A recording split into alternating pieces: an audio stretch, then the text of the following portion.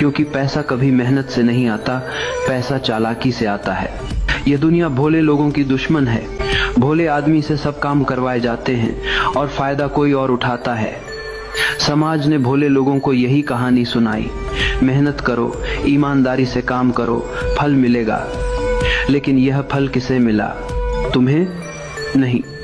फल हमेशा उसी को मिला जो चालाक था। मेहनत तो गरीब करता है और चालाक अमीर बनता है। देखो जरा चारों तरफ। एक मजदूर सुबह 6 बजे से रात 8 बजे तक इंटेंड होता है। उसकी कमाई बस इतनी है कि घर में चूल्हा जल सके। दूसरी तरफ एक व्यापारी एयर कंडीशन कमरे में बैठा है, दिमाग से खेल रहा है और वही लाखों करोड़ों का मालिक है। पसीना किसने बहाया? मजदूर ने। पैसा किसके पास गया? व्यापारी के पास। क्यों? क्योंकि खेल मेहनत का नहीं, चालाकी का है।